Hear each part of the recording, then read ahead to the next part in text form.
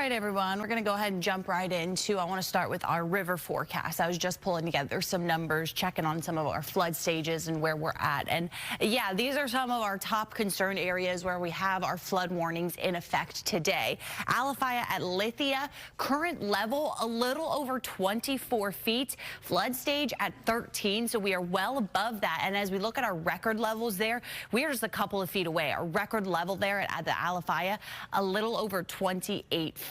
We check on Cypress Creek, where currently we're at 13 feet, and our flood stage, we're about 5 above that. And look at how close we are to the record there. Record for that area, 13.8 feet. So at this point, we are on approach to hitting that level. And as for the Hillsborough, this is right around the area where we are kind of right above record levels as well. We just hit about 35.7 feet for the Hillsborough, and our flood stage 32. So all of these areas are going to be concerns for today.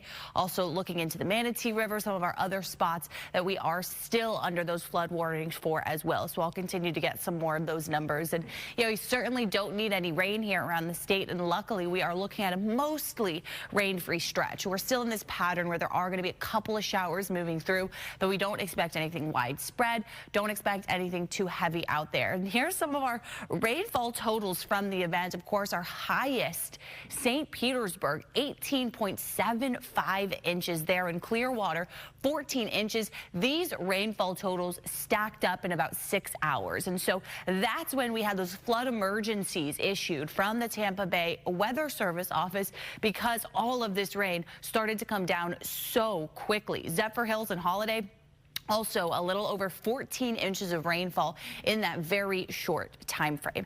As for our high tide cycle along the coast, we're going to hit that at around 7:30 this morning. Then from there, we head into our low tide about 4:30. And that's our only high tide for today. It's not until Saturday we'll start to talk about those water levels rising again up along the coast. As for Milton, now post-tropical Milton, but yeah, this storm's still doing its thing out in the east and really parts of the Atlantic. This is going to kind of deteriorate as it continues on this fast eastward motion here, moving about 20 miles per hour now. And so this is not going to curve back and impact the continental U.S. This will stay out to sea and continue to weaken pretty rapidly, in fact, today and into tomorrow. But on the backside of Milton, we're still pretty breezy out there, especially we look to the east coast, Daytona Beach, 28-mile-per-hour gusts right now. As for most of our Bay Area, we're in that 7 to 14 mile per hour range as far as our winds. And these are steady winds. And so it is going to be a bit on the breezy side for today, with winds right around this range, mostly 10 and 15 miles per hour for today. We look on into our Saturday, where I still think these winds are going to be right around that 5 to 10 mile per hour range. So not completely calm, not too windy out there, but we will notice the breezes as we're out and about doing these kind of cleanup efforts around the house, and especially for crews trying to kind of get those restoration efforts underway. It's a bit on the breezy side for some of those kind of bucket trucks going up, for example. But as for any rain, we're really talking about generally a rain-free stretch here. I think most of our rain chances off to the east coast, and we'll see a couple of those further south, maybe around Fort Myers area. And so we can't rule out a couple of these sprinkles moving through the area, especially into this evening, but I don't really expect too much out of that. So if you do see a shower, it'll be relatively quick moving, pretty light in fact, but just want to mention that, as don't want you to be caught off guard later on today if you have a little sprinkle moving overhead. So for today, 84, I expect a lot of sunshine out there